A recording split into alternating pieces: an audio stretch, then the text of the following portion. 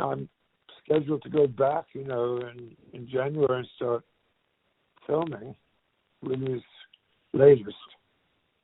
Yes, I was actually talking to Janty last week, and she was prepping herself for the next project that you guys are on. Yeah, he's nonstop. And we went from the Last Duel. The last time I had a break, which was because of COVID. That was the only reason. Because we had our filming interrupted halfway through, and I actually got 3 weeks off. And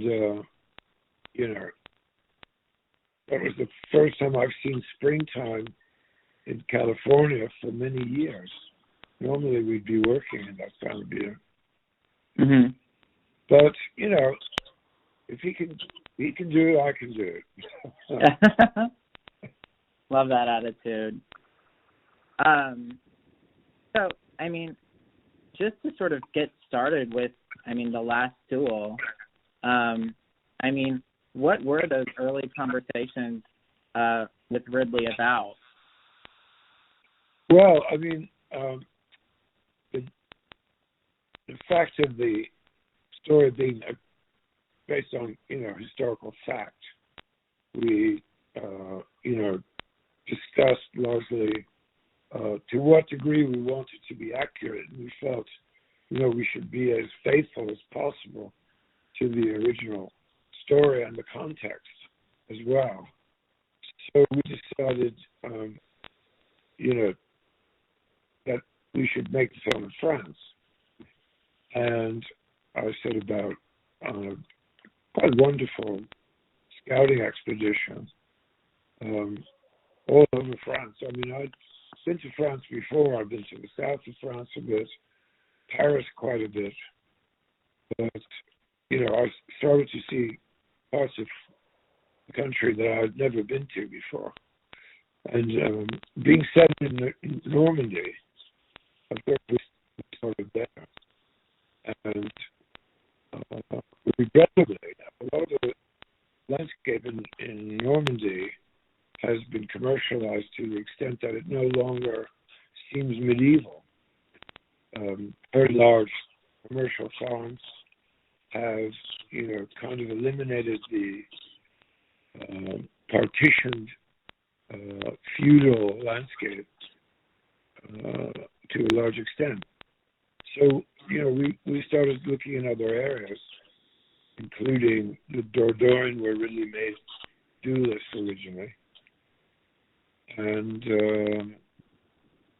also in Burgundy, where I found a very, very intact chateau, where we actually ended up setting most of Carouge's exteriors for his character's residence. And also then in the Dordogne, there was the chateau that became very prominent for the interiors. There were large rooms, a great hall, kitchens, armories, and we did a lot of work there. So we were lucky to find, a lot of untouched or largely untouched examples of the 12th and 13th century architecture still existing there.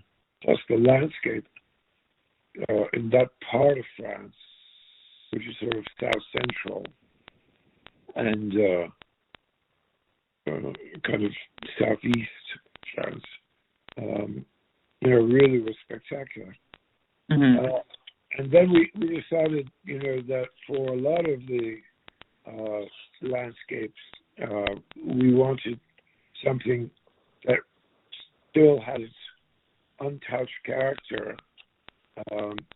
And we looked at Ireland for that reason, because there was a great similarity between the Irish landscape and the French medieval landscape. It still divided in its medieval partitioning, small holdings, and from the air you can see it very graphically how the patchwork of fields is still intact in Ireland. So we ended up, deciding to do a 50-50 balance between Ireland and France. Mostly the exteriors in Ireland. We had one interior location, but then because of COVID, the interesting turn of events was a lot of the interiors that we planned to do in France, we ended up doing as stage sets in Ireland because of COVID, because of the control it would give us. And we instituted, quite a strict regime of departmental separation, as it was. We all had different colored vests on, and there was a kind of a separation of colors between the various departments. For everybody's protection, for the actors and Ridley, and it worked very well. We had a few incidents of people being exposed potentially to people who were COVID positive, but in the end it came to very little consequence because we were so strict about it. Heavy testing. I mean, it's the new normal now for filmmaking. We were tested 3 times a week. The construction crew, when they were finished, left the stages, and the set dressing crew came in separately. When they were finished, then the camera crew could come in and start lighting and preparing to shoot. And once the actors and Ridley were on set, everybody left. It was virtually a closed set, continuous closed set. And that worked very well. Nobody came down with anything. I think there was one scare where Ben Affleck was sitting in proximity to an extra who ended up being tested positive in the royal box. But he was kind of isolated from this person by some other people who were sitting around the person who was positive. And in the end, it worked. Nothing serious, no serious consequences. And, I think that's where we're going to be at this year as well. Yeah. Very strict discipline control. Yeah. Testing, heavy testing. It's awkward, but it can be done, with enough, as Ridley likes to say, consummate professionalism. And, discipline. And that was a big challenge in the Last Duel was, in the first wave. When we really didn't have a vaccine, nobody really knew what, was going to work and what the consequences were going to be. Gucci followed, and we, kind of had more of a structured approach because of our experience previous on the Last Duel. Yeah, no, I mean it's quite incredible that you were able to pull off such a feat. In that, I mean, especially with 2 films in about a year or so. I mean, with such large cast and so many different locations. I mean, that just I can't even imagine what that would have been like. But I mean, kudos to the safety teams that you guys had in place for each of the projects, because we're currently working with the COVID coordinator from Ireland on the Marengo, the project we're on now. But did you want to talk about The Last Duel exclusively, or do you want to move over to Gucci, or what's your structure? Oh, I mean, I was under the impression that it was just The Last Duel, but I'm happy to pivot into House of Gucci too, if that's all right with you. Yeah, I don't see any reason why not. The movie's out. I mean, it's all, sort of kind of a very interesting and unique year where we managed to, get through a couple of projects. So I'm happy to talk about it. I mean, Gucci was a much different type of challenge in that there were many more locations to be found, and against staying with the COVID consequences, a lot of places we wanted to look at as possible locations were unavailable because of COVID, because of Italy being one of the early epicenters of the outbreak, and a lot of Italian kind of property owners were reluctant to even meet with us because of COVID, and many had, because of the subject matter being glamour, elegance, opulence, and all of that, these people had other homes and in the suburbs or in the country or in other countries, and so they weren't that motivated to come all the way back to Italy or into Rome or Milan Central to show us properties that were basically closed down, and that's for commercial properties and residential properties, elegant penthouses and palazzo and high-end stores that we wanted to look at for our various interiors. And, it was challenging for the location department to actually get us into places in the early part of the prep. Things got a bit better over time.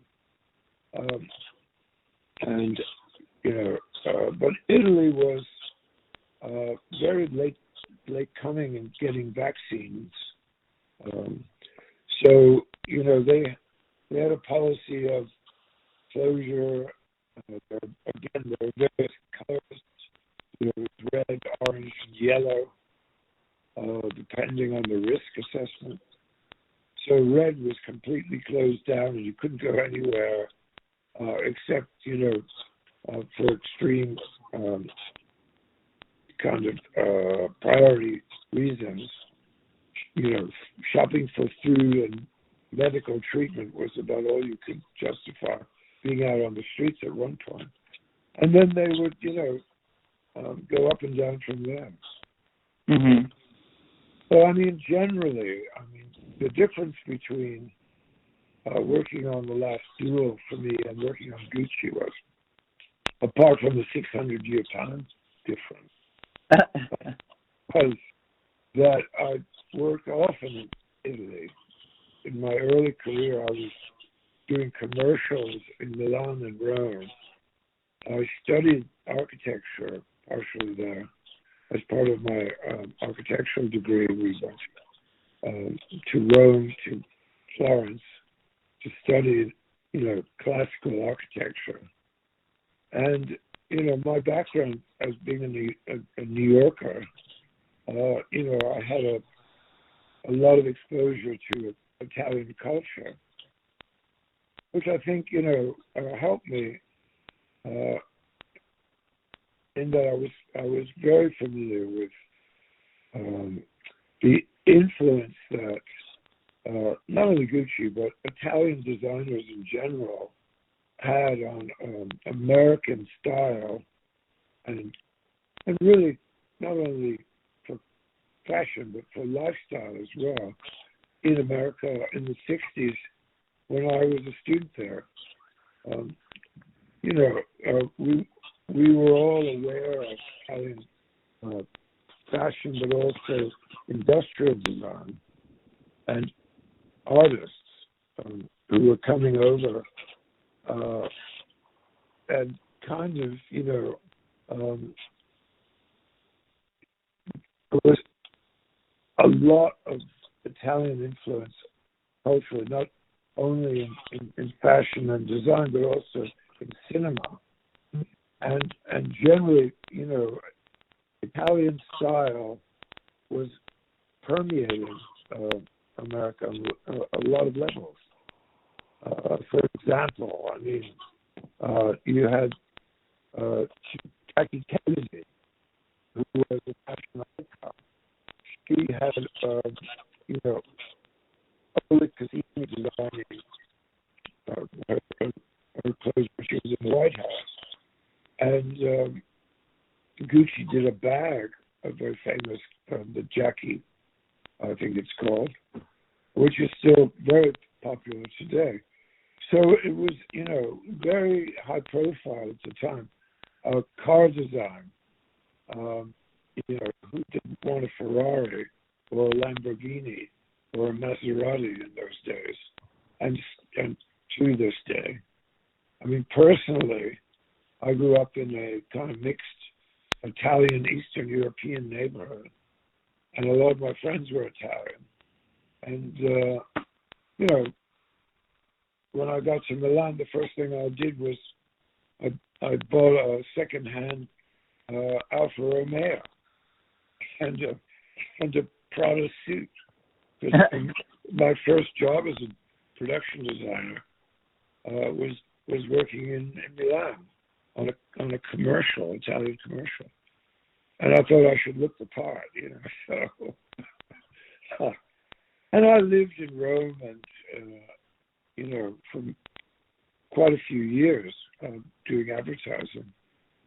So it was easy for me to, take on Gucci. I'd worked on previous films, Kingdom of Heaven, Body of Lies, All the Money in the World, in Rome with Italians, and was starting to learn the language. So for me, it was quite a lot of fun. The biggest challenge on that one was trying to find New York City, Midtown Manhattan, in Italy, for the Gucci stores, for the New York apartments that Maurizio and Patrizia lived in, because we were making the film all in Italy, and we managed to pull it off, I think.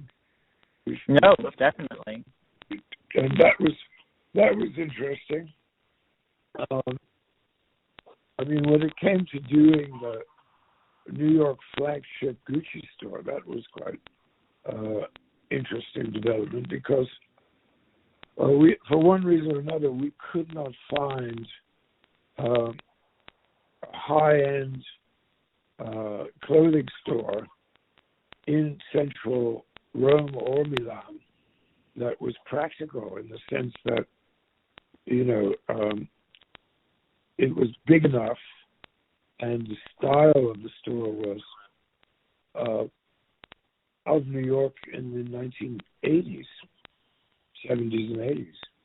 And, that was a very challenging one, and one that came right down to the last minute to try and recreate, which we ultimately did.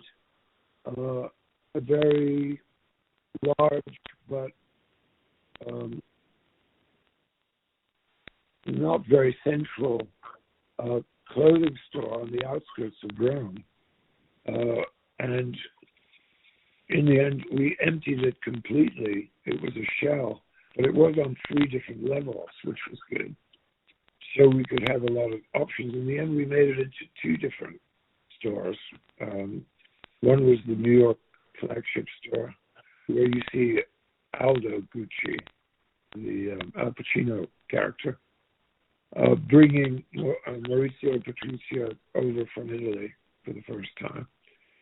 And the other one was a kind of a generic high-end fashion house where you see Patrizia taking Pina for a fashion upgrade makeover, if you remember that scene. Mm-hmm. And so we revamped this one place, and we had a time limit on what access we could have to this place. And we had a crew in there working day and night for about a week, reinventing the store, upgrading it, lighting and displays, and revamping dressing rooms, and it was quite a big challenge. Also, in the window dressing, we went as far as to redo the facade of the building, exterior on the street, to make it look more Midtown Manhattan, which was Midtown Manhattan, where the Gucci store was, and still is. It's now the Trump Tower. Previously, it's Fifth Avenue and 55th Street. Previously, it was inhabiting a very beautiful piece of architecture, old New York architecture, which was originally the home of Elizabeth Arden Cosmetics. But that's gone now. Trump destroyed that and built his tower. But it's still there. I had no clue. I had no clue that that's where that was. Yes, you can look it up. And but it was high end Manhattan real estate, and the challenge to do it in Italy, Fifth Avenue, is quite a wide street with very wide sidewalks, and apart from the traffic, all the cars, you typically don't find that in Italy. It's medieval, and narrow streets with narrow sidewalks and cobbled streets and small cars. So we ended up having to do a lot of blue screen outside the store. And actually brought the cars onto the pavement so they would be within the blue screen. And then all of the New York exterior was put in, including the reflections in the windows from outside, because we had an arrival scene where when Patrizia and Maurizio first arrived in New York, they arrived by taxi to the Gucci store to see Aldo, and so there's a couple of sequences that are shot in the streets. So we did a wraparound blue screen on this corner, which was really kind of suburban Rome, and dressed it with the proper New York street style.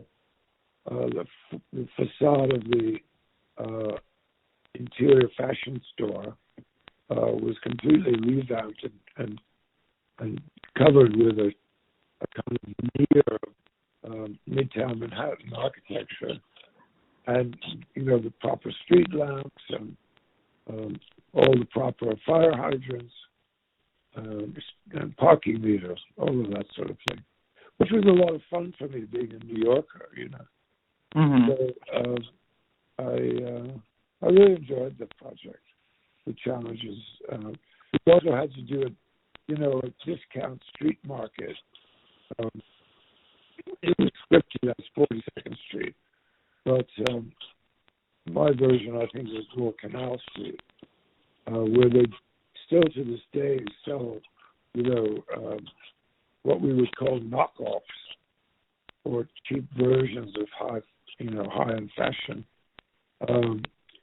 And that was, another challenge.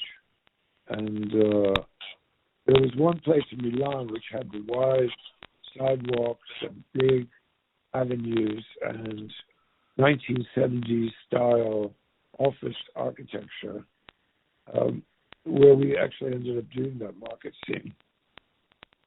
And that was quite a lot of fun for me because, it was difficult to find a place that could actually work for New York in Italy. the rest of it, I mean, there was such a wide range from, the very low end, sleazy kind of world of, the underground assassins that she hired to do the killing, to the most elegant of, opulent palazzo interiors and exteriors. It was just really enjoyable range of architectural styles, and it was never boring. Yeah. Penthouses, were the most difficult to find, and I really enjoyed the challenge of finding these locations and making it work.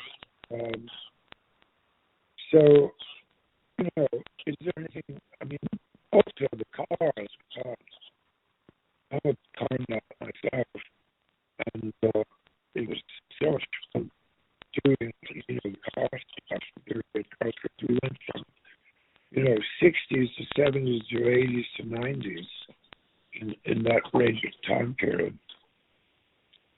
And that was very enjoyable, just to try and depict, the evolution of design through that period. And some of the most inspirational designers in the history of architecture and industrial design come from Italy. I mean, I could go on and on with names, but I don't think, you want to get into that level of detail.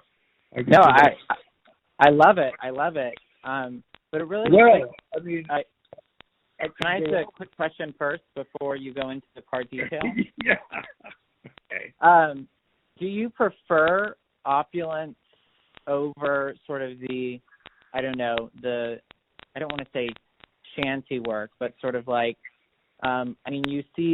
you can compare and contrast the differences between the two in a way, with both The Last Duel and House of Gucci, where, like you were saying, you have these great palaces that you're having to deal with and great mansions, but also on the flip side, you have, little wooden huts for the homes in The Last Duel, and farms, and sort of with House of Gucci, you have the underground world.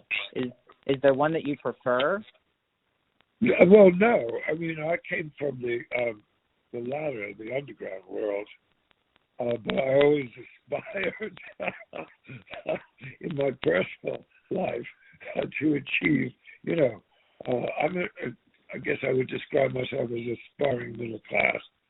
But I was always intrigued. I knew very well the darker side of, the urban environment I grew up in. But I always strived, to explore and investigate how the other half lived. And that began with my kind of fantasy life that I lived vicariously by going into museums in New York City, which were free largely.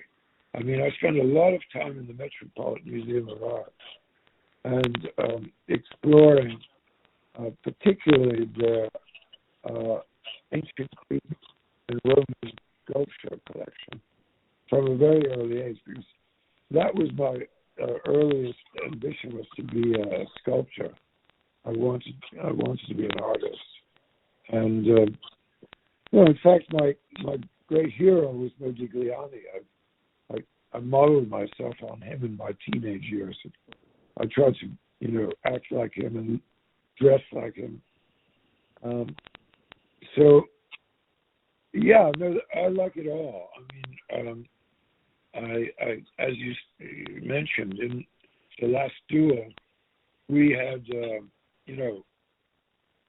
the whole spectrum from the royal box to the king's throne room to the royal court to the king's treasury, and on down through a very hierarchical society of lords and ladies, knights and squires, and then to the peasantry and serfdom, where we created, impoverished villages. You mentioned huts. We like to call them the hovels. And we had, the outskirts of Paris in one scene was a particularly big village that we built with about 30 different buildings, including a mill and forge and small holdings. And, it's a variety that I like. And the same holds true for Gucci. Mm-hmm. So, as we started out, the Reggiani Trucking Company was kind of, where Patricia came from, that kind of working class made good level of society. And, her family home and business was sort of a kind of completely different strata of the Italian social class that she aspired to. And, it was good fun because with the Gucci family and their lifestyle, you don't get much better apart from actual nobility and royalty in Italy. We visited, in fact, some of the locations we used. Their properties, for example, the villa in Milan of Rodolfo Gucci, the Jeremy Irons character, that was the Villa Necchi, which was the design of a very little known but quite important to the evolution of Italian architecture and interior design, an architect named Piero Lupi. Pietro Lupi is very important Milanese architect, and the villa he designed for another industrialist was very successful. The Necchi family made their fortune on sewing machines. I had no idea you could make so much money making sewing machines, but he did. And that property, not only the house, but the property in the middle of Milan, central Milan, is like several acres with a swimming pool and beautiful grounds and gardens. Not to mention the house filled with precious antiques and fine paintings and sculptures, some of which we used in the film itself. We embellished with our own to get a closer sense of period. But that place is a knockout. I mean, it's just a jewel in the middle of the city, and it's now a museum. You can go there and visit it. I highly recommend that you do. But they were very helpful to us, and they loved, as most Italians do, filmmaking, and were, so cooperative in terms of accommodating the needs that we had, as well as our respect that we showed for what is a very, very important icon of Italian design and architectural history. Mm-hmm. And then there were, the usual assortment of 15th, 16th, and 17th century Renaissance and Baroque interiors that we were privileged to be able to use. And, it was just like being a rabbit in the carrot patch of architecture and design. We tried to use all of the iconic furnishings and designers of that period that we all love. Mies van der Rohe and Marcel Breuer and Joe Colombo. I can go on and on with the Marco Doniso and oh God, there's so many. Achille Castiglione, who designed the Arco lamp and the one of the famous portable Olivetti typewriters. I mean, Italy is just a kind of a storehouse of good design, and we try to introduce it as much as possible into our interiors. Not to mention pop art and neoclassical art, and we made a Klimt, which was scripted, which is a painting that Patrizia is looking at when she's waiting to meet Maurizio's father, Rodolfo, in his villa. She's kind of shown up for her gauche cultural quality. She mistakes a Klimt for Picasso. So we made that Klimt with her, and quite fun. It was just really a great pleasure to work on in so many ways, in so many levels. And I think then to finish off, I mean, the biggest and best set for me for the Last Duel had to be the Royal Court, I think, because it's so big and quite a challenge to be able to find an interior that we could control like that and completely take it over for a long period of time, because there was about a week of filming inside of it and transforming it into a courthouse of that scale. That was great. And we did that in a place called Chateau Fontfroide, Fontfroide, which was formerly I think a Cistercian monastery. Now it's a winery and business event center. We took over that place. It was very enjoyable working there, not only for the cooperation we had from the management and everything they allowed us to do there, but also for the I think I like the rosé dust. They have their own vineyards still there from the early part of their monasterial history, the monastic history, and then for Gucci, I think, let's see, I guess it has to be the fashion shows. I mean, the fashion shows were, a great collaboration from all the departments, with Janti and the set decorator Letizia Santucci, myself, and the supervising art director Christina Honori. We had also at the time of COVID having a meeting challenging. You couldn't, have a lot of people huddled together all the time. So there was a lot of social distancing. But we managed to collaborate interdepartmentally for the fashion shows in terms of the staging, the set dressing, and the fashion itself, and also the choreography and the lighting. We did it absolutely perfectly, period. There's a lot of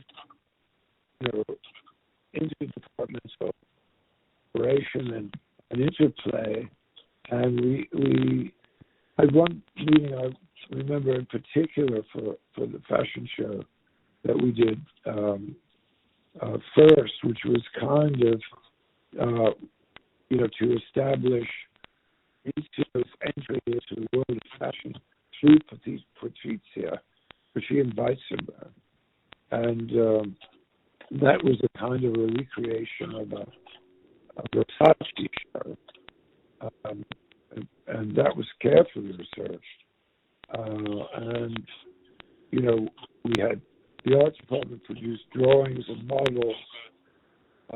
Shanti came up with her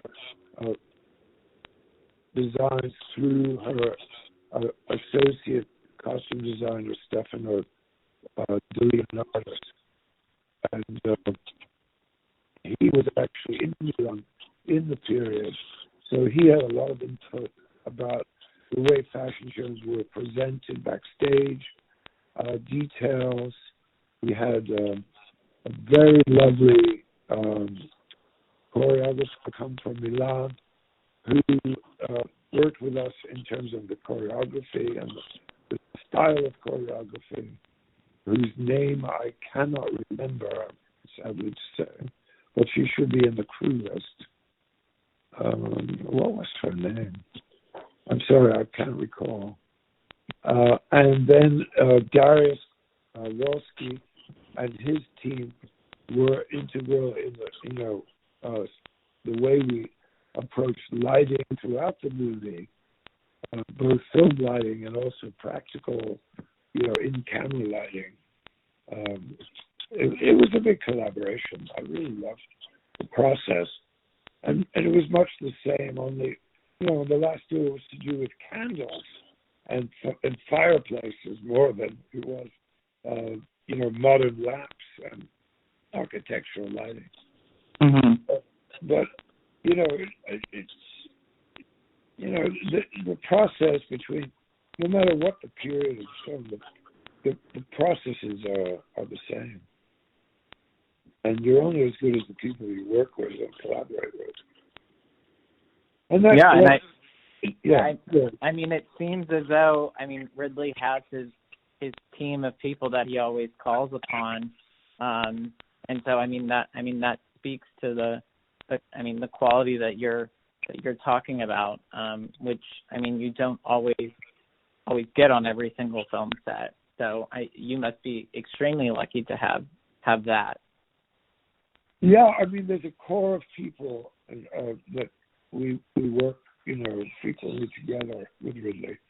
But then there are new people that come along by necessity, availabilities. It's a freelance world. So you're not always working with the same people all the time. And then there's this influx of new blood, which, is great. It's healthy because there's new ideas and new approaches, new techniques, especially the younger generation of people who come along. They have certain amount that they learn from us, the older, more experienced people, but they also bring, something to the table that's new, fresh, and cutting-edge technologies that are being developed all the time. It's quite fascinating, process. Mm-hmm. I really enjoy it, especially on these last two films. I had a great French crew. All credit to them. The work we did in France, they brought a certain, level of authenticity and a respect because it was their history, which we carried over to, the Irish locations, I'd like to think. And there was a lot of interplay between France and Ireland, in the preparation and planning. There was certain amounts of items that were made in France and went to Ireland and vice versa. So that was all very healthy. And, there was a cross-pollination, I guess you'd say, between the two countries. And I think it shows on the screen. There's a certain, kind of seamlessness to it. Mm-hmm. You can't tell Ireland from France and vice versa. I don't know. Oh, yeah. No, absolutely not. And the stage sets, the French part was largely location and builds on locations, interior chateau, revamping the interiors, bringing them back to life, and also exteriors in terms of towns. The street market we did was all on location in France. Whereas in Ireland we had a lot of stage sets that we built because of, as I said earlier, the COVID restrictions. It made it much more healthy, let's say, to work on stages where we could control who's coming and going all the time and when. Mm-hmm. And for Gucci, we had a couple of studio sets, but it was largely a location film. The chalet interior we could not find, as I said earlier, because of COVID availability. A lot of these people who had chalets in the Alps, the Italian Alps, would not open them up for us because they're concerned about COVID issues and didn't need the money. These people are quite well healed and weren't that interested. So in the end, we managed to get permission to film an exterior, but the limitation was we could only open the door of the chalet that we used, which had particularly, splendid valley views of the Italian Alps. But we could put a camera just inside the door, but that's all. And we ended up having to build the interior as a complete stage set at Cinecittà, which I love because I used to work at Cinecittà on commercials, again, in my very early career as a production designer. So that was very nostalgic. That was the first time I worked in Cinecittà for quite a long time. And we had fun in Rome doing that. And then we had giant pine trees, 35 feet high, and had a snowstorm out the window. All the scenes in Cinecittà were interesting. We built a prison and a mud spa, and we built a couple of hospital sets. We built this one, Richard Avedon's studio, and a bathtub scene in the Reggiani Palazzo, just because of the control that we had there. Mm-hmm. And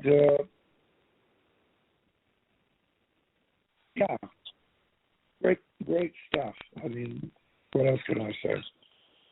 Well, I mean, it honestly must feel sort of full circle for you. I mean, starting out there shooting commercials and then having one of the very lucky. I think advertising was all that was available to me because I'd started out as an assistant in the film industry in England after graduating from architectural college in London, and then the industry kind of collapsed in 1985 because of largely I would blame Margaret Thatcher and her. She changed the tax incentive laws in England and removed a lot of the subsidies that the government had been giving to British filmmaking. And for a time, it was the period of Gandhi and Chariots of Fire and The Mission, and they were doing quite well. But she took away the low-interest loans. I don't know if you're interested in all that, and the government subsidies that had been traditionally given in England, which are all back in strength now. And that's why there's a filmmaking boom in England. That's why everybody goes there now, because all of those kings were restored after a while, after they got her out of office. And so the only thing I could turn to in 1985 were pop videos and commercials. And thank goodness I did, because eventually that's how I ran into people like David Fincher. Gave me my first opportunity to do a major Hollywood feature film as a designer. That was my first job. It was 7. And I had met him through commercials because he was doing a lot of them in Los Angeles where I was working. That's how I ran into him. And from 7, I'd already been working with Ridley for many years on commercials and for other directors in his company. And having done 7, that broke the ice for me. And next thing I knew, I was designing a Ridley Scott film and haven't looked back since then. So thank you, Margaret Thatcher, and for everything you did for me in a way. Not that she intended it to go that way, but it did. So I've been very fortunate in that sense. So yes, it was kind of a complete circle, and very enjoyable it was too. No, I mean, it definitely sounds like that. I mean, and an amazing career too. Well, I've been lucky, and as I say, it's a collaboration. It's a social art form, and you're really only as good as the people you're working with, because it is collaborative to a very large degree. And my job is to kind of keep everybody, traveling the same direction. Being a kind of a guide, trying to steer the ship on the course that Ridley set as captain. And that's the way it works largely. And I think in these 2 films, I'm very proud of the scope and also the dichotomy of the 2 films. They couldn't be more different, but there's a kind of similarity in terms of the language of film that really has invented for himself, that he applies no matter what the genre, and he does so many genres so well. He's kind of like a film genre shark, in the sense that sharks have to keep moving or else they sink. And I think he jumps from one genre, past, present, and future, so effortlessly, and so what he does them all so well. He's very unique in that way. Yes, and I mean, it must help sharpen the tools in your toolkit to do what you're able to do. Yes, I mean, it's a learning experience working with him. It started out that way and continues to be to this day. He's, equally adept at teaching all of us in every department, at every level, continuously on every project. His encyclopedic knowledge of filmmaking is, rare, I would say, amongst directors working today. And, I don't see any sign of him stopping anytime soon. So as long as I can, I'll stick with him. Well, I know we're getting close to time, so I don't want to go over, but I really want to thank you so much for taking an hour out of your day to talk to me. I mean, this has just been such a treat and such a pleasure just to hear all of your stories on these 2 movies that that I've loved so much this year, and to have it come full circle now is, I mean, it's fantastic. You're very kind, Jackson. Saying that. It's been a pleasure talking with you, and having the time to, go into some of the, different levels of what we had to go through on these two films. Oh, no, I love the details. It's really, a peculiar time, and it's a different process than we're used to. A lot of the parts of working with people, closely have been taken away, and we've had to find new ways of communication and collaboration. And I think that will continue for a while, for the foreseeable future, until we get, around the back of this pandemic and,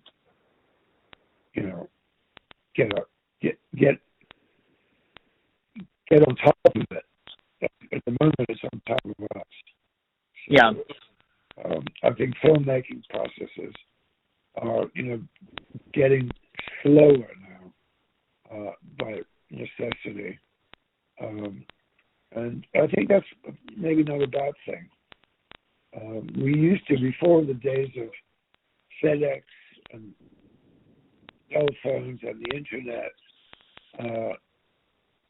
we used to, have to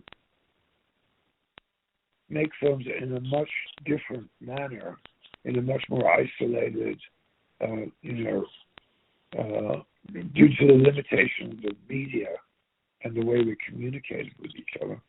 There was a different process, and I think, the emergence of the modern media and technologies have changed that. But now, the emergence of the pandemic has put a different spin on all of that. So I think we'll find a way of dealing with it. We usually do, until we can kill it, altogether, and get on top of it. Much, I think it will eventually evolve to becoming much like the flu, hopefully. Yeah, no, definitely. It will be with us forever, but I think we'll be able to, we're pretty clever. Yeah, at least soften the blow. Yeah, and, get a handle on it, and hopefully get back to the ways that, we used to work, where we were, free to move about in and around each other, and also to enjoy films together in a communal way, in a collective way. Oh, hopefully we'll get back to that. I miss all of that. And it's a little bit isolated, the process now. And it's not as much fun, No, yeah, I can only imagine. I mean, everyone goes to work for collaboration in some form, and so COVID just completely destroys that. And even in my day-to-day life, it's definitely so much harder to just collaborate with the people I work with. So yes, no, it must be. Well, I hope to speak to you again sometime next year. Oh, absolutely. Would love to. Hopefully we'll get Marengo made. Oh, yeah. And, that's a particularly challenging one because of the scale of it. But, we'll see what we can do. Oh, yeah. All right, Jackson. All the best to you, and happy holidays. Yes, happy holidays to you. Have a great time at home before heading out on the next adventure. Right. Thank you very much. Okay. Take care of yourself now. You as well. All the best. Bye-bye. Bye.